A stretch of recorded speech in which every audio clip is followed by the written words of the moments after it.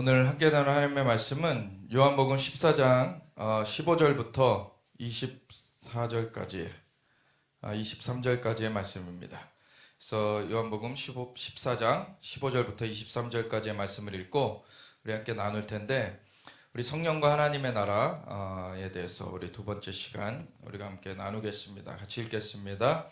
너희가 나를 사랑하면 나의 계명을 지키리라. 내가 아버지께 구하겠으니 그가 또 다른 보혜사를 너에게 주사 영원토록 너희와 함께 있게 하리니 그는 진리의 영이라. 세상은 능히 그를 받지 못하나니 이는 그를 보지도 못하고 알지도 못함이라. 그러나 너희는 그를 아나니 그는 너희와 함께 거하시며 또 너희 속에 계시겠음이라. 내가 너희를 고아와 같이 버려두지 아니하고 너희에게로 오리라. 조금 있으면 세상은 다시 나를 보지 못할 것이로되 너희는 나를 보리니 이는 내가 살아있고 너희도 살아있겠음이라. 그날에는 내가 아버지 안에 너희가 내 안에 내가 너희 안에 있는 것을 너희가 알리라. 나의 계명을 지키는 자라야 나를 사랑하는 자니 나를 사랑하는 자는 내 아버지께 사랑을 받을 것이요 나도 그를 사랑하여 그에게 나를 나타내리라. 가룟이 다닌 유다가 이르되 주여 어찌하여 자기를 우리에게는 나타내시고 세상에는 아니하려 하시나이까. 예수께서 대답하여 이르시되 사람이 나를 사랑하면 내 말을 지키리니 내 아버지께서 그를 사랑하실 것이요 우리가 그에게 가서 거처를 그와 함께 하리라. 아멘. 하나님 감사합니다. 주님의 말씀으로 우리를 깨우쳐 주시옵소서. 주님의 말씀으로 우리를 인쳐 주시옵소서. 주님의 영으로 역사하여 주사 우리를 주님의 길로 인도하여 주시옵소서. 감사하며 예수 그리스도 예수와 마시아 이름으로 기도드렸습니다. 아멘. 우리 오늘 예수님 품 안에서 우리 성령님과 함께하는 것에 대해서 함께 나눌 텐데, 우리 성령님에 대해서 사실은 잘 알아야 돼요. 근데 교회가 잘 모릅니다. 물론 성령님에 대해서는 우리가 평생을 알아가도 사실은 다 알 수가 없죠. 성령님은 하나님이십니다. 성령님이 하나님이세요. 네. 성부, 성자, 성령 삼위일체 하나님의 한 위격이십니다. 근데 그만큼 존중받지를 못하고 계세요. 성부 하나님을 높이는 것, 우리 믿는다고 하는 사람들은 당연히 성부 하나님을 높여야 된다라고 얘기를 해요. 그리고 예수님을 높이는 것, 성자 예수님을 높이는 것 당연히 그래야 된다라고 또 얘기를 해요. 그런데 성령 하나님에 대해서는 간과하는 경우들이 많아요. 사실 교회 안에 이렇게 좀 보수적인, 정통적인, 또 좋은 유업이 있지만 또 한편으로는 약간 좀 그것이 벽이 되어지는 그런 유업이 되어질 수 있는 것 중에 하나가 말씀 강조를 하면서 말씀을 주신 성령님을 사실 간과한다는 것. 말씀을 이 문자적인, 그리고 문자적인 걸 넘어서 상징적으로도 풀지만, 근데 문자와 상징, 어떤 의미를 주신 그 성령님에 대해서 간과해버리면 이 말씀을 그 뜻 그대로 알 수가 없게 되는 것이죠. 말씀이 육신돼서 오신 분이 예수님이신데, 말씀이 육신돼서 오셨다고 할 때에도 예수님이 처녀의 몸에 성령으로 잉태되사 말씀이 이 땅 가운데 오는 것은 성령으로 말미암는 것입니다. 그래서 성령님께서 역사하여 주사, 또한 나중에 그 말씀이 육신돼서 오신 예수님이 십자가를 지시고 우리의 죄를 대속하셔서 돌아가셨으나 부활하실 때 그 부활의 일을 이루신 분도 성령님이세요. 그래서 성령님께서 역사하시지 않으면 사실은 그러한 기적이 이루어질 수가 없는 것이죠. 그리고 사실 창세기 1장 1절에 태초에 하나님이 천지를 창조하셨다 라고 말씀하고 나서 2절에 그때 땅은 혼돈하고 공허하며 흑암이 깊음 위에 있고 하나님의 신 성령님께서 수면 위에 운행하셨더라. 창조의 영이 바로 성령님이십니다. 거기에는 성부께서 계셨고 성자 예수님께서 계셨고 성령 하나님께서 계셨어요. 성부 하나님께서 말씀을 하신 분이시죠. 빛이 있으라. 그리고 그 말씀이 이제 하나님께로부터 나온 말씀, 그 말씀이 바로 예수님이시죠. 성자 예수님. 그런데 그 말씀이 이 땅 가운데 역사되어질 때 운행하시는, 그거를 이루시는 분이 성령님이신 거예요. 그래서 성부 하나님과 성자 예수님과 성령 하나님이 삼위일체가 함께 창조를 이루신 것입니다. 그래서 성령님께서 없이 창조가 이루어진 것이 아니고, 성령님이 없이 말씀이 육신돼서 오신 것이 아니고, 성령님이 없이 부활이 이루어진 게 아닙니다. 그 모든 과정 가운데 사실 성령님이 계셨어요. 그러니까 성령님이 너무나 중요하신 분이시죠. 그런데 성령님을 간과해요. 심지어는 예수님께서는 말로 인자를 거역하는 자는 혹 사함을 받으려니와 말로써 성령을 거스르는 자들은 사함을 얻지 못하리라. 왜 그렇습니까? 우리가 예수님을 믿어야지 구원을 받아요. 근데 예수님을 믿는다라는 것을 우리가 아직 거듭나기 전에 복음을 듣게 되죠. 복음을 듣게 되고 그것을 받아들이느냐 안 받아들이느냐가 돼요. 근데 받아들이는 사람이 있는가 하면 받아들이지 않는 사람이 있죠. 그래서 말로 거역하는 일이 있어요, 사실은. 받아들이는 사람은 바로 새 생명의 구원을 얻는 것이에요. 근데 안 받아들이는 사람은요, 구원을 얻지 못하죠. 그렇다고 그것이 그때 한 번만 기회가 있고 끝나는 건 아니에요. 그 이후에 또 복음을 들을 기회가 또 오게 되죠. 그래서 말로 인자를 거스르는 자들은 혹 사함을 받을 수 있거니와 또 다른 기회를 얻을 수 있는 것이 있어요. 그렇다고 나중에 예수님을 부인하는데 그 사람이 기회를 얻는다, 이 얘기가 아니죠. 예수님을 믿었던 사람이 부인해서 떠나가게 되면은 특별히 마지막 때에 이 적그리스도의 그 세계 정부의 위협에 그냥 굴복해가지고 예수님을 부인하면, 예수님께서는 그러셨죠. 사람들 앞에서 나를 부인하면 나도 하나님과 천사들 앞에서 그를 부인할 것이다. 근데 사람들 앞에서 나를 시인하면 하나님과 천사들 앞에서 나도 그를 시인하리라. 분명히 예수님을 시인하는 고백이 있어야 됩니다. 근데 이거는 그 단계를 말하는 게 아니라 예수님을 처음 들었을 때 그거를 예수님을 그냥 무시해버릴 수 있어요. 처음에 예수님을 바로 받아들이지 않을 수 있다는 거예요. 그렇다고 해서 그 기회가 유일한 기회고 이제 기회는 끝난 것이 아니라는 거죠. 그 다음에 또 복음을 듣게 되는 일이 있을 때 그때 받아들일 수가 있어요. 그래서 그때 구원을 얻을 수가 있어요. 근데 성령을 거스르는 자, 그렇다고 해서 성령님을 모르는 채로 그냥 부지불식간에 행하는 그런 것들을 말하는 것은 아니에요. 그게 아니라 그 히브리서 6장에는 이런 말씀이 있어요. 그 용서를 받지 못하는, 어떻게 보면 성경 전체에서 그 구원을 얻었다가 떨어져 나간 그 구체적인 기준으로서 나와 있는 거의 유일한 구절 같아요. 그러니까 물론 뭐 배교하는 자들은 떨어져 나간다는 거는 나와 있죠, 다른데. 근데 그것이 어떠한 과정을 거친 상태에서 그것이 이루어졌을 때 그것이 완전히 배교로서 어떤 다시는 구원 얻지 못하는 그러한 걸로서 될 수가 있는지, 그러한 얘기가 히브리서 6장에 나오는데 이런 얘기가 나와요. 우선은 그러므로 우리가 그리스도의 도의 초벌을 버리고 죽은 행실을 회개함과 하나님에 대한 신앙과 침례들과 안수와 죽은 자의 부활과 영원한 심판에 관한 교훈의 털을 다시 닦지 말고 완전한 대로 나아갈지니라.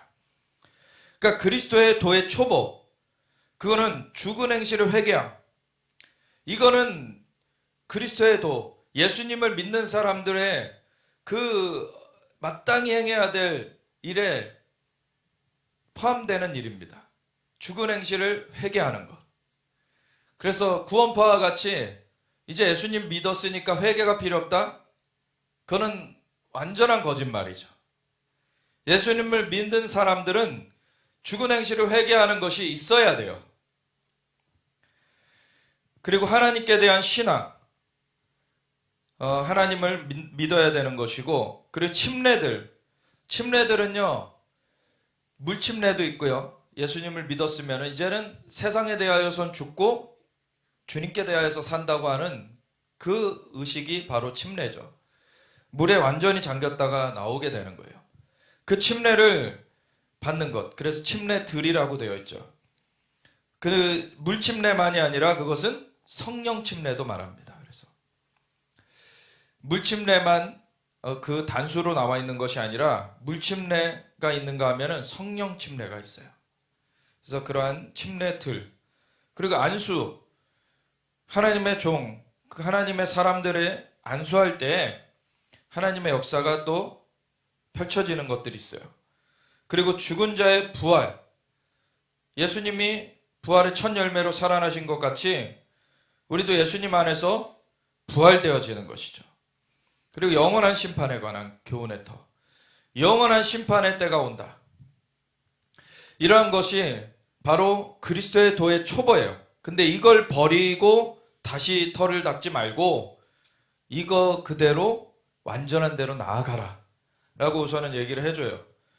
하나님께서 허락하시면 우리가 이것을 하리라 그러면서 이제 너희를 이렇게 훈련시켜 주고 싶다라고 했는데, 근데 그 다음에 4절에 보면은 한 번 빛을 받고, 이것이 바로 구원의 과정 첫 번째는 복음의 빛을 받게 됩니다.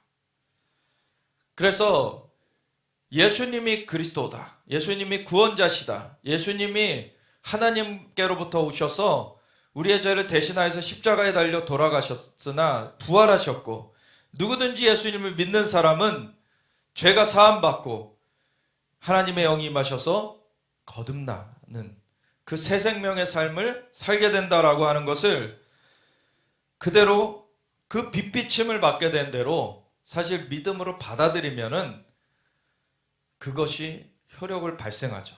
그대로 되어지는 것이에요.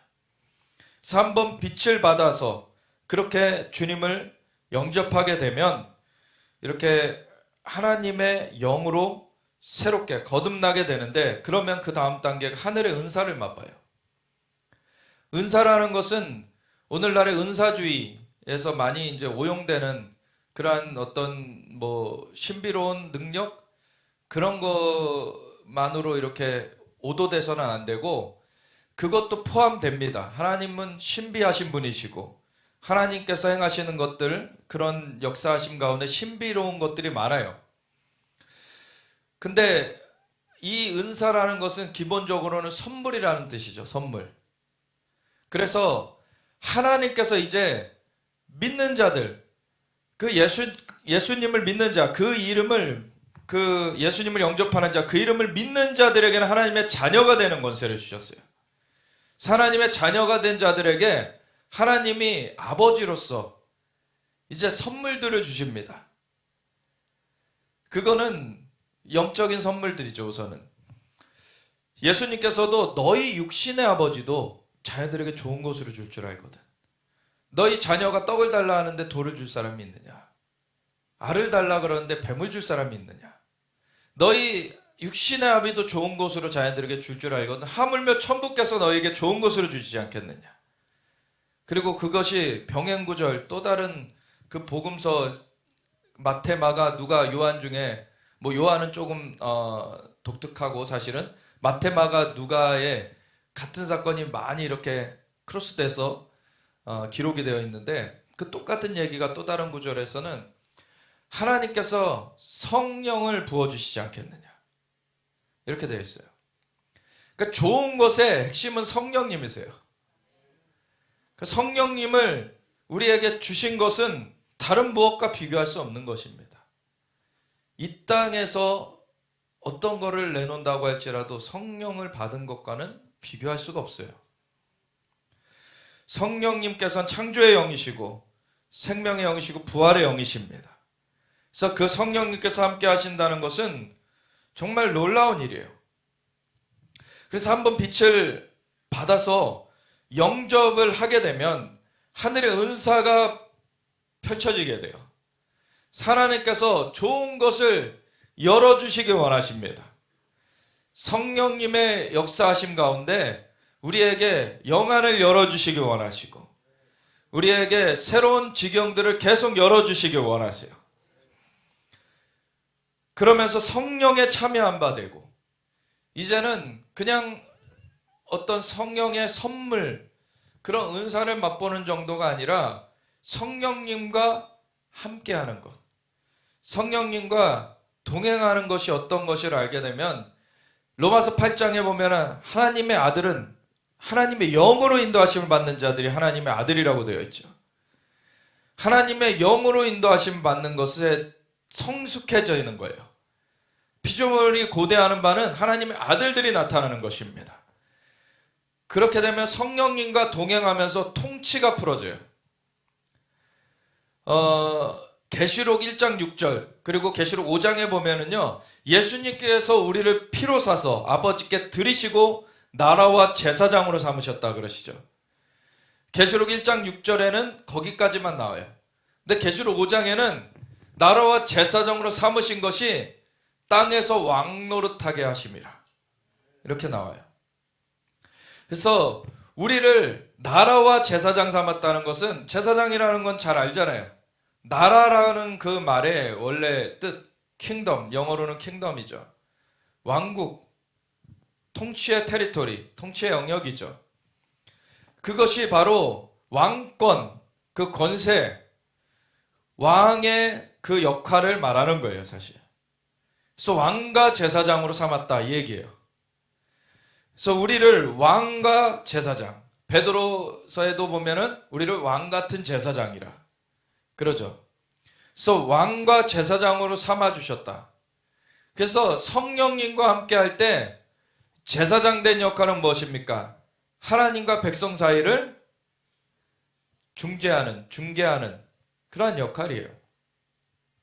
왕은 뭡니까? 피조물을 통치하는 역할이에요. 그래서 하나님께서 우리에게 주님의 은혜 가운데서 이렇게 하나님께 나아가고 하나님의 그 또 말을 또 전하고 이러한 제사장적인 기능도 있거니와 왕의 역할을 하게 하셨다. 피조물을 통치하도록. 왜냐하면 인간을 만드시고 처음 축복하셨던 내용이 바로 너희는 생육하고 번성하고 땅에 충만하라, 땅을 정복하고 모든 생물을 다스려라. 사실 이 땅의 통치자로서 하나님이 인간을 세우셨어요. 범죄함으로 빼앗긴 거죠. 근데 예수님으로 말미암아 회복되어질 때 이 통치권도 회복되어지는 거예요. 그렇다고 이 세상의 통치자들처럼 우리가 독재하고 압제하는 것이 아니죠. 자, 하나님의 사랑으로 그 주님의 축복을 전하는 것입니다. 그래서 피조물들이 그러한 자들이 나타나는 것을 고대하고 있다라는 것이에요. 그래서 성령에 참여한 바 되어져서 우리가 함께 성령님과 함께 할 때 많은 기적적인 일들을 경험하게 됩니다. 하나님의 역사가 강력하게 풀어지게 돼요. 초대교회 사도들을 보면은 성전 미문에 앉은 안전뱅이를 이제 오순절 마가다락방의 성령의 강림 이후에 이 베드로와 요한이 성전을 들어가다가 그 안전뱅이를 봤을 때 그 전에도 계속 앉아있던 안전뱅이였는데 이제 그 자가 달라졌던 것이 아니라 먼저 이 제자들이 달라져 있었죠. 성령으로 충만함을 입었어요.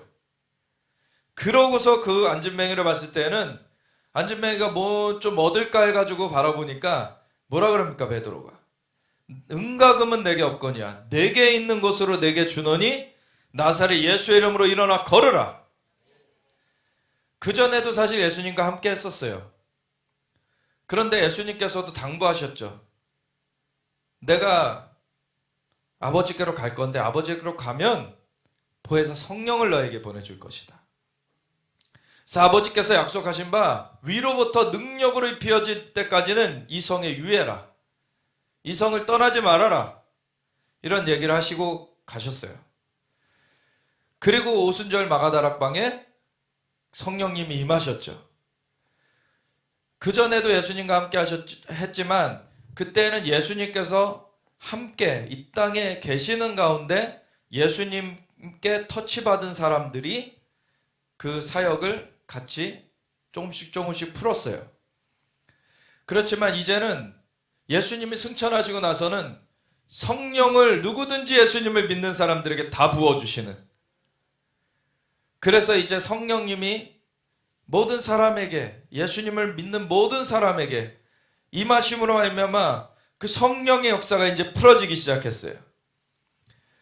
그래서 성령님께서 함께 하시는 그 상황 가운데 베드로와 요한이 성전 미문의 안전뱅이를 봤을 때에는 그전에도 봤던 자이지만 이제는 성령님과 함께함으로 하나님의 역사가 풀어지는, 이제 그 충만함 가운데 이들이 박혀져 있었기 때문에 베드로가 은과 금은 내게 없거냐.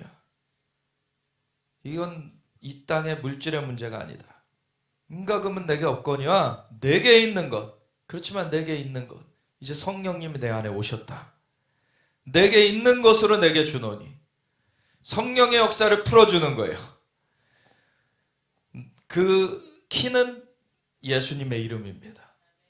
나사렛 예수의 이름으로 일어나 걸으라. 성령님이 임하신 가운데 나사렛 예수 이름으로 그 성령의 역사를 풀어내는 거예요. 그러니까 그가 일어나 걷고 뛰기도 하며 하나님은 찬미하더라. 초대교회 때에 그 사도들만 그걸 했던 것이 아니라 또 사도행전 8장에 가보면 빌립 집사가 성령의 음성을 듣고서 간닥의 내시에 마차에 올라타요. 이디오피아 내시.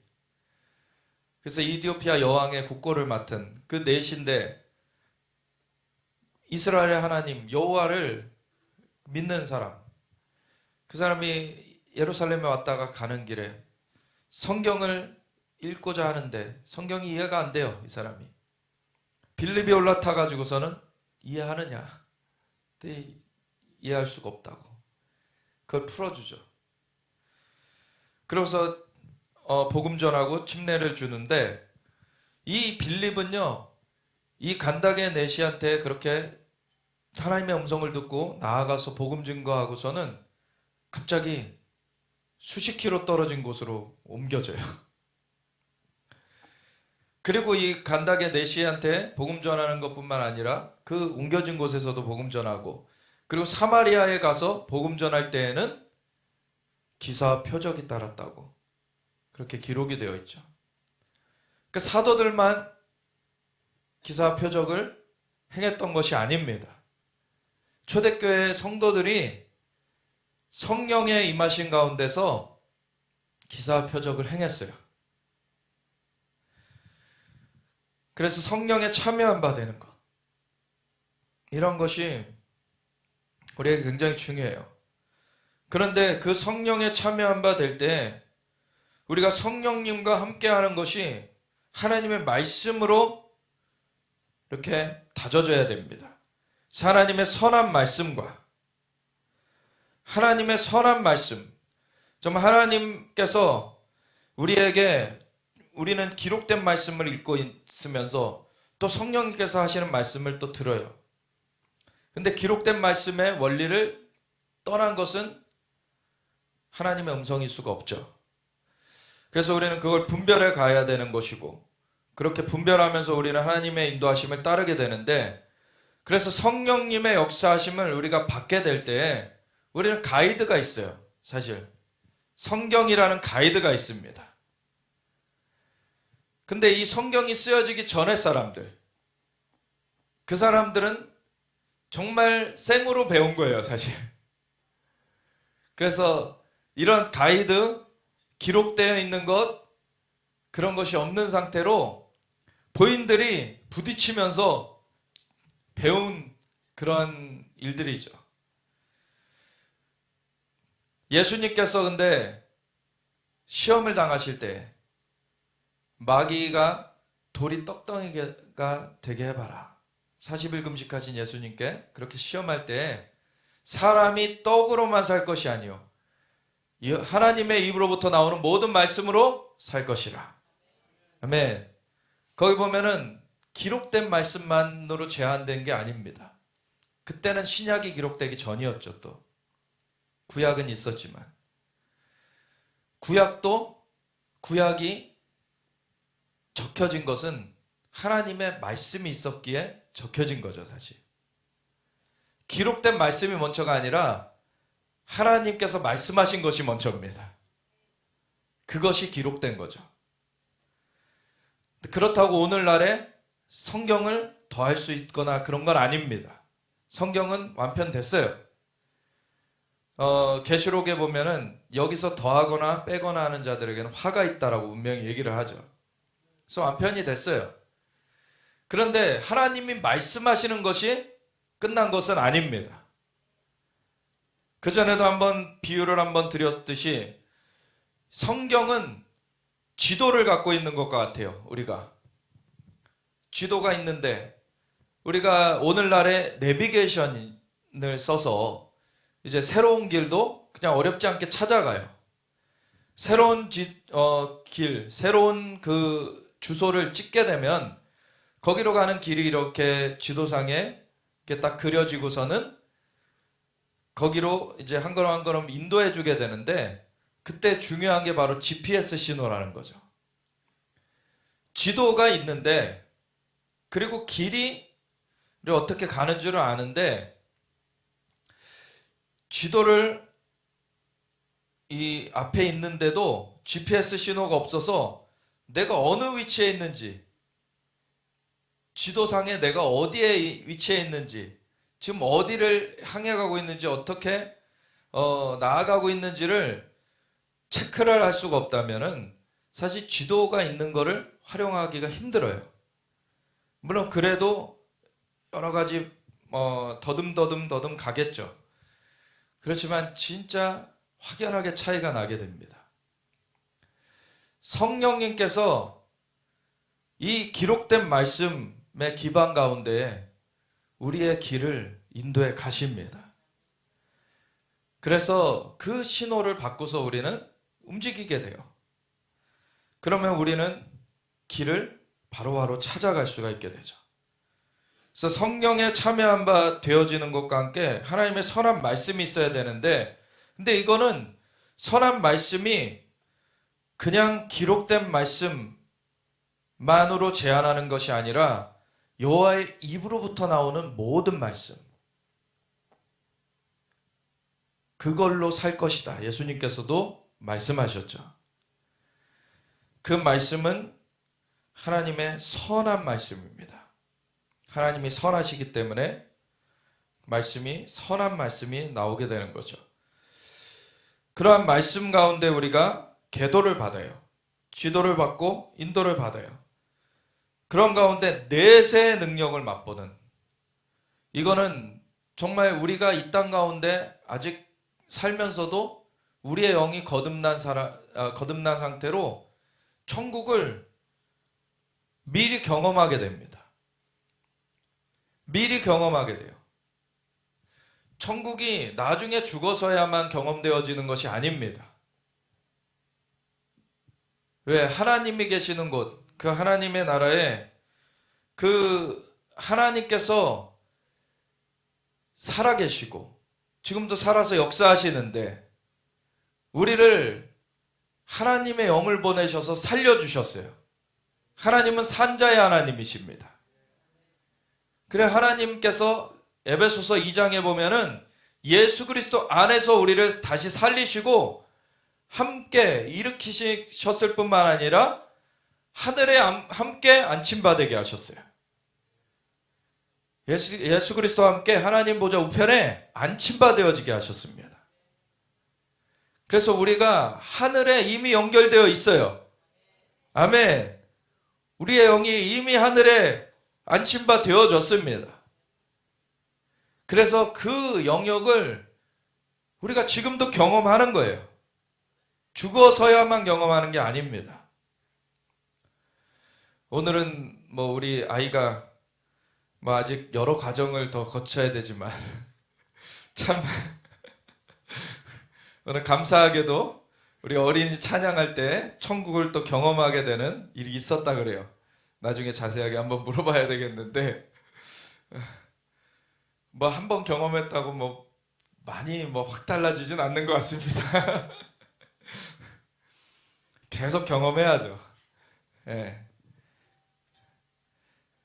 하나님께서 근데 이런 경험들을 통해서 굉장히 중요한 게 심겨져요.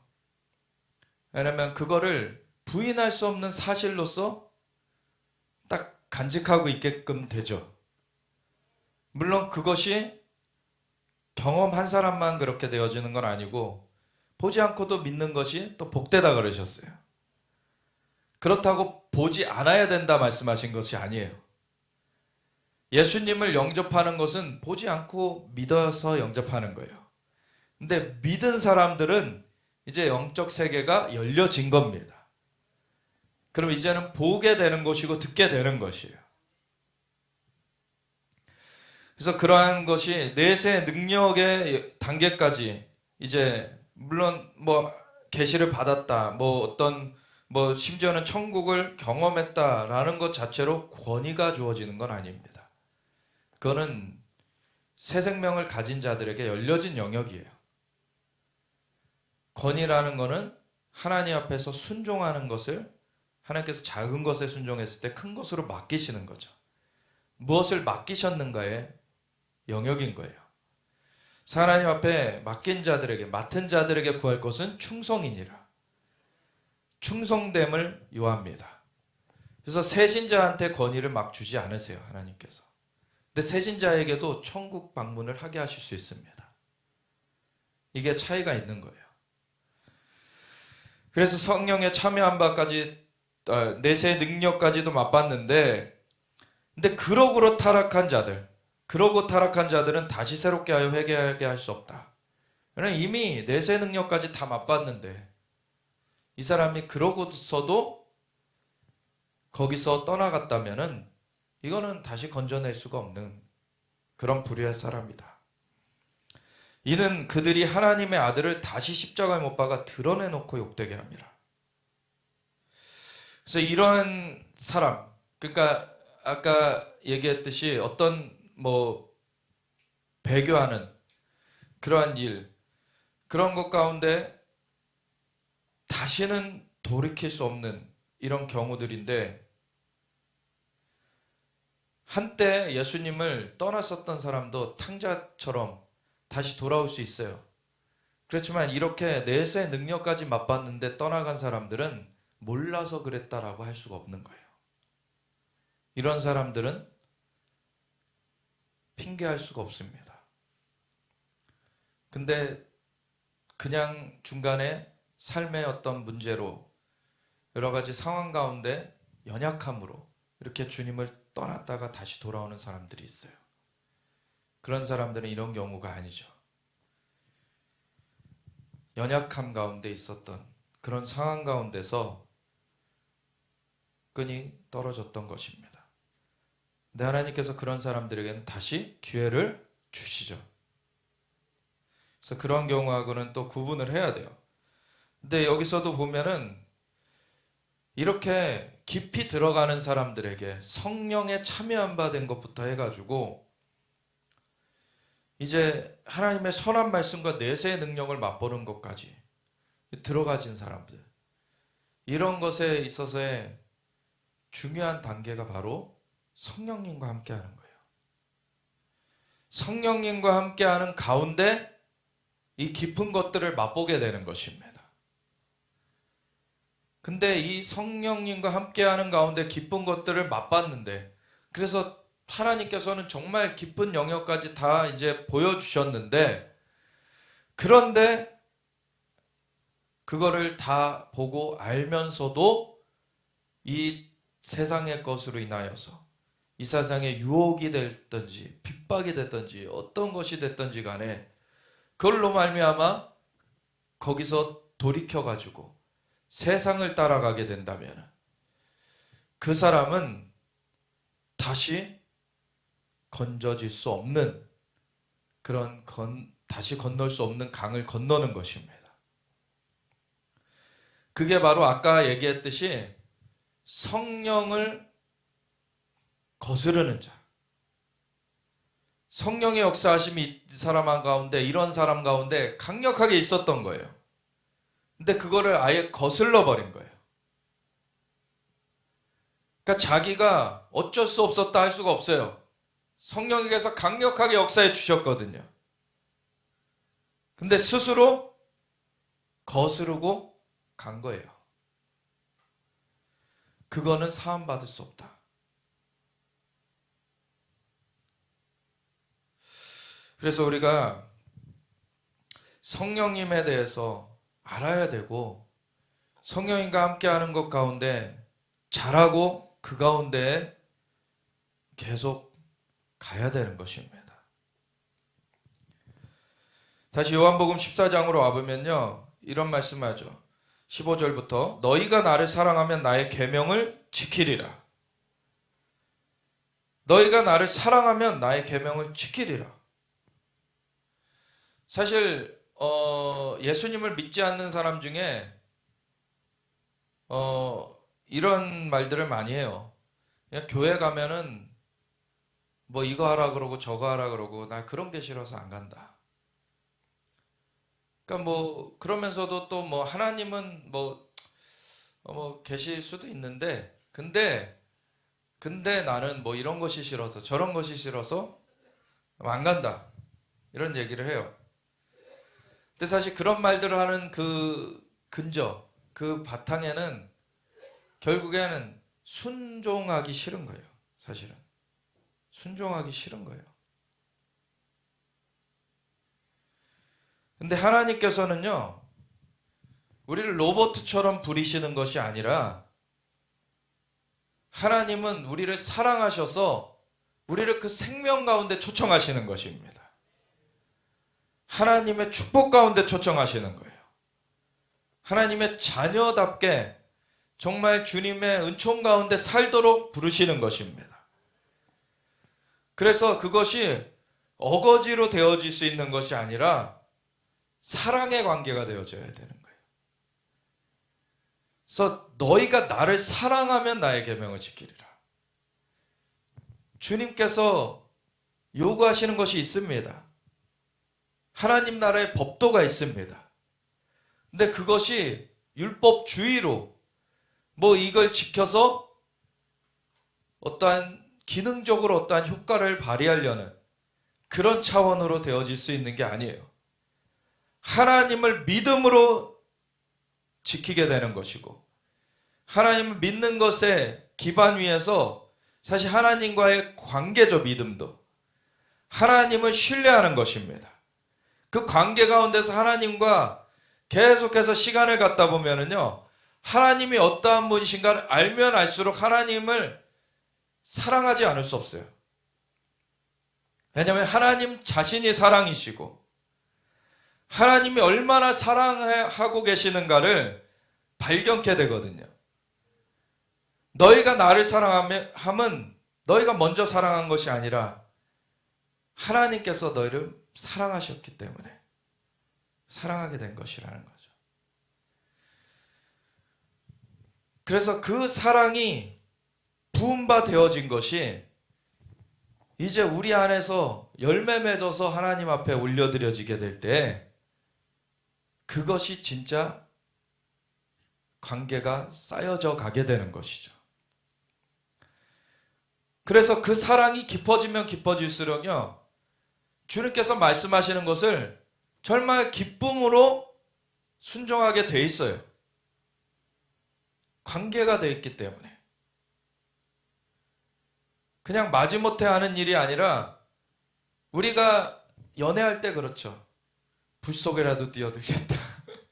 무슨 하늘의 별도 따다 주겠다. 뭐 이런 말 하는데 뭐 불가능한 일이죠. 그럼에도 막 뭐든지 다 할 것처럼 얘기를 하게 되죠. 모든 것을 다 해줄 것처럼. 사람은 근데 모든 걸 다 해줄 수가 없어요. 근데 하나님은요, 다 해주실 수 있어요. 악한 것만 빼고. 하나님은 선하심으로 다 해주십니다. 하나님은 우리를 위해서 사랑을 부어주고 계시고 자신의 아들까지 아낌없이 내어주셨어요. 아들을 아끼지 않으신 분이 아들과 함께 다 주시지 않겠느냐. 우리에게 하나님은 다 주시길 원하십니다. 근데 우리가 받을 만한 그릇이 되어지는 것이 사실은 중요해요. 우리가 아이가 너무 사랑스럽다고 모든 것들을 다 그냥 한 번에 줘버릴 수는 없는 것이죠. 아이가 아직 유치원생인데 컴퓨터를 갖다가 아이한테 줘가지고서는 아이 눈만 나빠지게 만들면 안 되죠, 사실. 다 그 때에 맞게 그 아이에게 필요한 것들을 부모가 공급하게 돼요. 하나님께서 우리가 성장하는 만큼 사실은 그를 풀어주십니다. 하나님을 사랑함 가운데 우리가 성숙하게 되면은 하나님께서는 정말 계명을 지키리라. 계명을 지킨다는 것은 하나님의 말씀, 하나님의 그 뜻을 우리가 따르게 된다는 것인데, 하나님의 뜻을 따르는 것은 무거운 것이 아닙니다. 그건 어려운 것이 아닙니다. 하나님의 영으로 함께 하셔서 이것을 하나님께서 받쳐주고 계시는 것이에요. 관건은 우리의 마음이 그것을 하고자 하느냐가 문제인 거예요. 하나님을 사랑하면 하나님의 계명을 지킨다는 거죠. 할 수 있는 능력은 하나님께로부터 와요. 근데 우리가 그 마음을 정하는 것을 하나님께서 그걸 좌지우지하지 않으세요. 하나님은 계속 권고하시고 권면하시고 사랑으로 인도하시지만 선택은 본인이 해야 되는 거예요. 그래서 본인이 선택한 것에 대한 결과를 경험하게 되는 것입니다. 근데 하나님을 사랑함으로 성숙하게 되면은요, 그 선택이요, 사랑 가운데 이루어지는 온전한 선택이 되어지는 것입니다. 선택 자체가 하나님을 사랑함으로 말미암아 하나님의 뜻을 선택하게 되는 거예요. 그러면 그 뜻 가운데 온전함으로 가게 되는 것이죠. 내가 아버지께 구하겠으니 그가 또 다른 보혜사를 너희에게 주사 영원토록 너희와 함께 있게 하리니. 그래서 이 계명을 지키는 것이 우리의 힘으로 되어지는 것이 아니라 하나님의 영으로 역사하사 우리를 인도하여 가시는 것입니다. 그는 진리의 영이라. 세상은 능히 그를 받지 못하나니 이는 그를 보지도 못하고 알지도 못함이라. 그렇죠. 하나님의 영이 살아나지 않으면은 경험하지 못해요. 근데 영이 살아나는 것은요, 예수님을 구원자여 주님으로 영접해야만 죄가 사함받고 하나님의 영이 오실 수가 있게 돼요. 그래서 예수님을 믿는 사람들이 아니면은 성령님을 경험할 수가 없어요. 근데 제가 전에 한번 이런 그 얘기 한번 드렸었는데, 작년 초였죠. 2021년 1월 1일, 그러니까 2020년 12월 31일에서 2021년 1월 1일이 되는 그때 그 산에 올라가 가지고 영하 20도가 넘는 그러한 추위 가운데 하나님 거기서 그 우상의 제단을 이제 파하는, 우리 하나님께서 영광 받으시도록 그 선포하는 그런 걸 하라 그래서 거기로 올라가서 그 12월 31일 그 낮에 올라가서 한번 선포하고 잠깐 쉬었다가 이제 밤에 이제 자정 넘어갈 때 딱 선포하려고 쉬러 들어갔는데 거기 인근에 그 절과 연계된 그 쉼터가 있는데 그 쉼터에 이제 그 등산객들이 그냥 이용하는 일반 쉼터입니다. 근데 거기에 와서 쉬러 온 사람 중에 저희도 이제 누워서 좀 쉬고 있는데 옆에서 하는 대화가 막 들리는데 성령 성령 이런 말이 들려요. 성령 성령.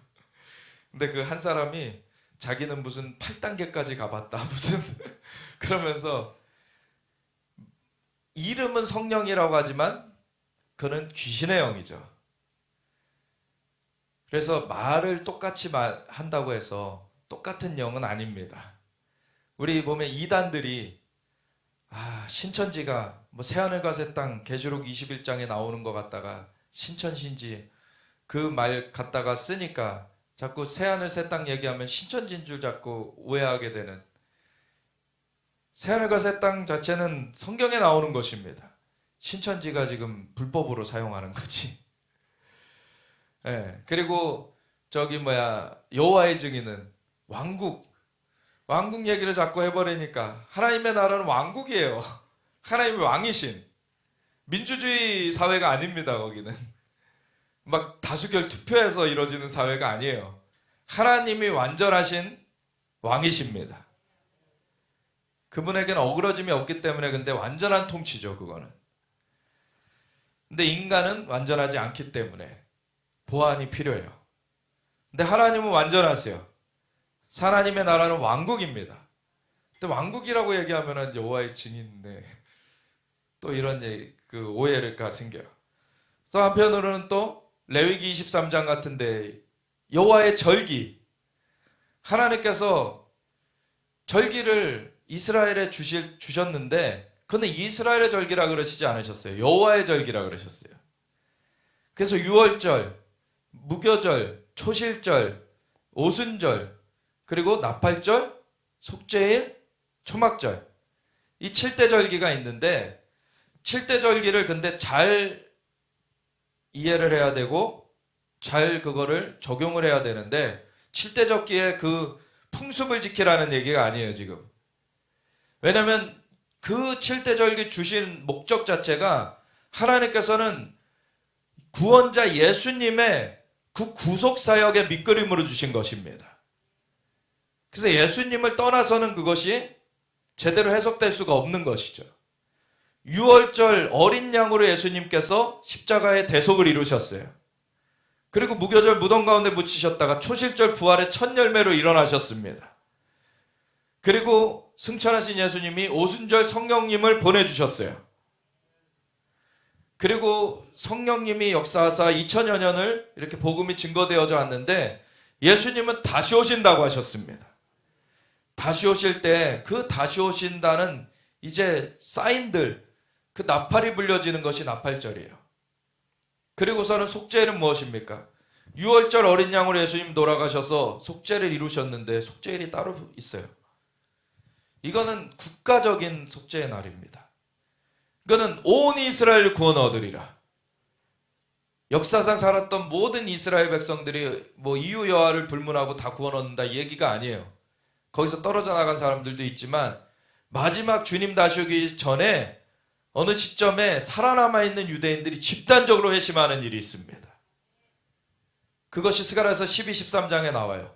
그날에 예루살렘에 다윗과 예루살렘 주민을 위한 샘이 열릴 것이다.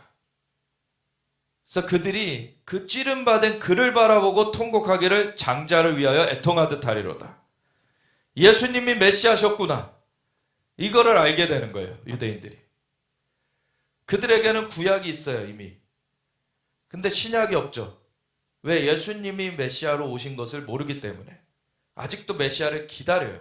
구약은 오실 메시아를 기다리게 만드는 책인데 신약은 메시아가 오셨다 해요.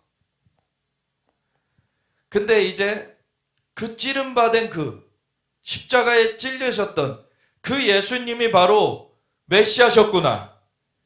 이거를 알게 될 때 이들은 완전히 열려지는 것입니다. 이것이 바로 속죄일의 성취예요. 그러고 나면 예수님 다시 오셔서 열방을 통치하시는 초막절의 성취가 이루어지는 것입니다. 근데 이 절기를 얘기하면 하나님의 교회, 하나님의 교회는요 진짜 얼토당토 않죠. 어머니 하나님, 하나님이 언제 성별을 바꾸셨습니까? 하나님은 만물의 창조주시고 하나님께서 무슨 어머니 이 여성의 이런 걸로 성별을 바꾸시고 이런 거 없습니다. 근데 이 이단들의 어떻게 보면 공통점 중에 하나가 뭔지 아세요? 가장 대표적으로는요 성령의 자리를 넘봐요. 친천지의 그 교주를 거기 사람들이 보혜사라 그래요.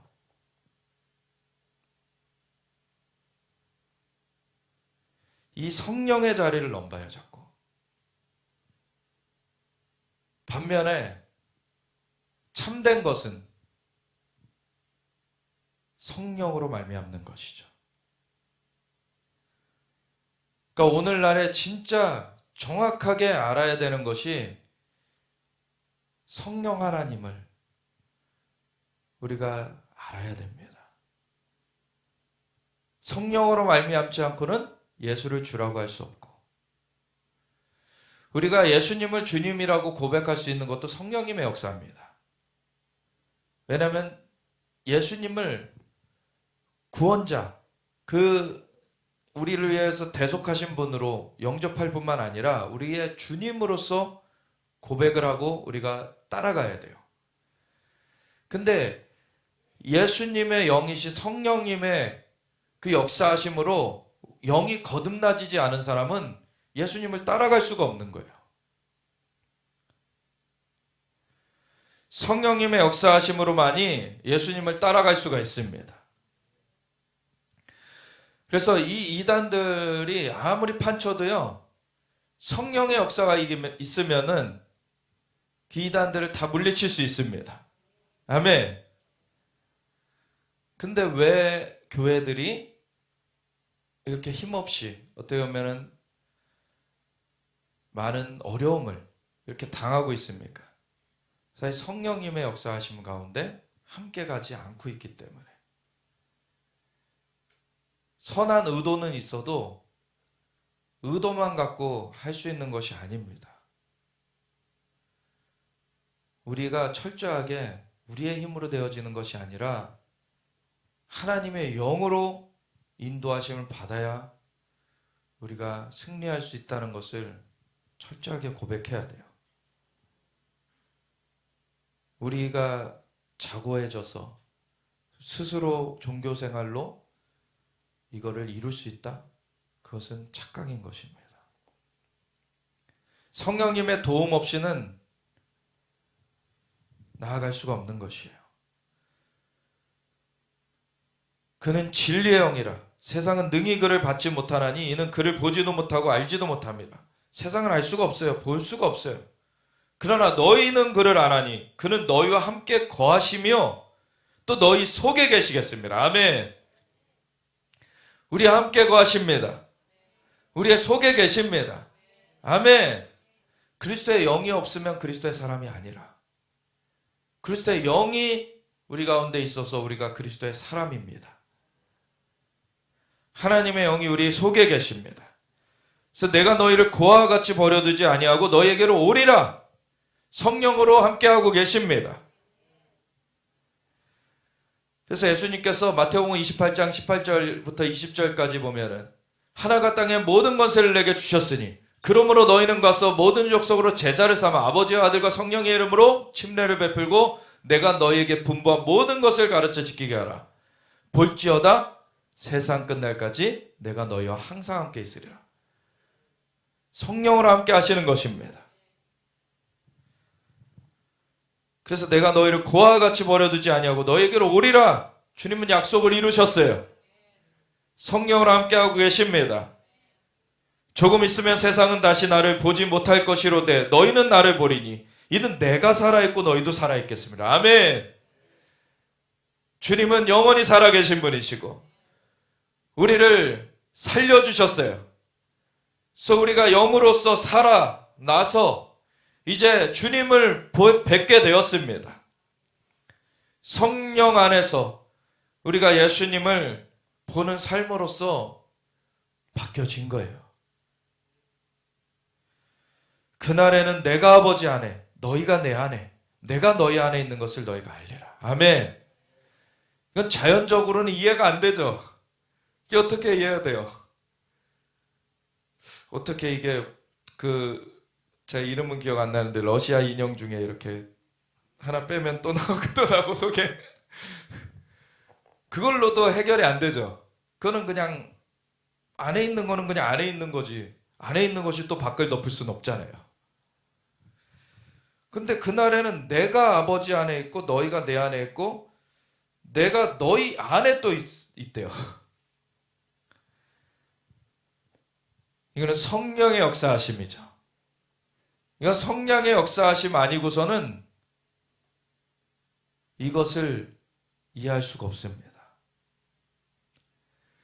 근데 그날에 너희가 이걸 알리라. 제가 한 10년도 더 된 것 같은데 10년쯤 됐나? 저 올림픽공원 쪽에 올림픽공원역 쪽에서 신천지가 막 이렇게 포교 나왔더라고요. 그래서 저한테도 이제 포교하려고 와가지고 제가 그랬어요. 걔네들은 팀으로 와요. 팀으로 이렇게 2명, 3명씩 짝지어서 와요. 그러니까 딱 봤더니 얘는 좀 이제 완악하게 됐어 벌써. 얘는 이제 신입이야. 그러니까 그래서 제가 그 사람만 갖고 얘기를 했어요. 이 사람은 이미 안 되니까 당신은 아직 가능성이 있다. 그래서 돌이켜라. 너 성령 받았냐? 제가 물어본 게 그거예요. 성령 받았냐? 성령이 어딨냐? 성령이 각 사람 속에 임하신다 그러셨다. 근데 이만희가 어디 사람 속에 들어가냐? 성령 받아라. 예수님 진짜 믿고 성령 받아야 된다. 그 사람 눈이 막 흔들리더라고요. 그 사람은 그날 떠났을 수도 있어요. 그래서 우리 안에 진짜 성령님이 계시다는 것이 그게 차이점입니다. 성령님은 진리의 영이시고 성령님이 함께 계시는 자가 이단이 되어지지 않아요. 근데 성령님의 인도하심을 안 따르면은 이제 점차 벗어날 수 있죠.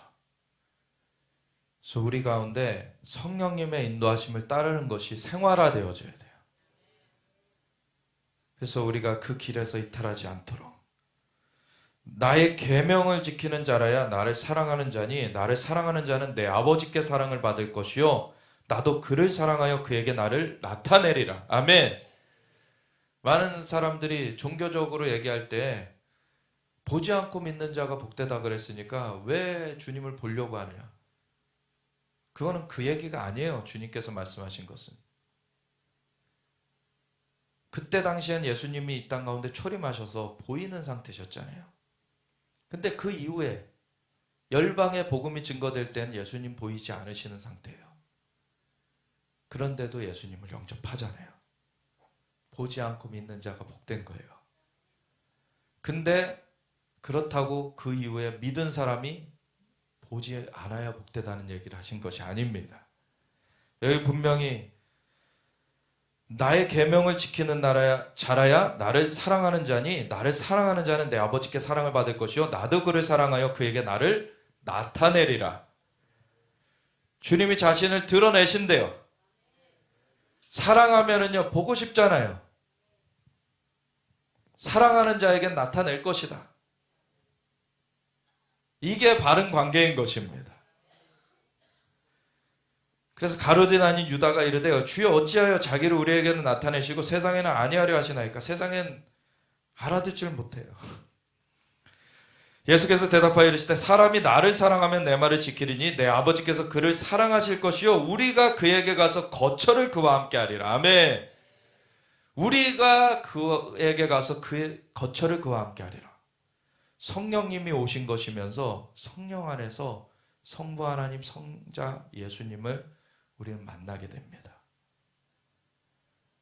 아멘. 예수님께서 또한 또 다른 구절에서는 내가 아버지께로 가는데 가면은 거처를 예비하고 너에게 와서 인도하여 줄 것이다 그러시죠. 하늘에도 우리의 거처가 있어요. 근데 그 하늘의 거처와 우리 안의 거처가 연결되어 있습니다. 이 거처를 예수님이 예비하신 거예요. 그 거처에 성령님이 오신 것입니다. 그 성령님이 우리 안에 함께하고 계세요. 이것이 얼마나 놀라운 것이지. 성령 안에서 우리가 얼마나 놀라운 새 생명의 삶으로 들어가졌는지 이것을 우리가 알아야 되고 그것을 누려야 되는 것입니다. 성령의 인도하심을 따라가는 우리의 삶으로서 하나님께 온전한 사랑으로서 우리가 반응하기 원합니다. 주님, 우리를 사랑하여 주셔서 감사합니다. 성령을 보내주셔서 감사합니다. 우리 예수님의 품 안에서 우리 성령님의 임재하신 가운데 우리가 그 인도하심을 따라 나아갈 것입니다. 우리 주여 외치고 같이 기도하며 나아가겠습니다. 주여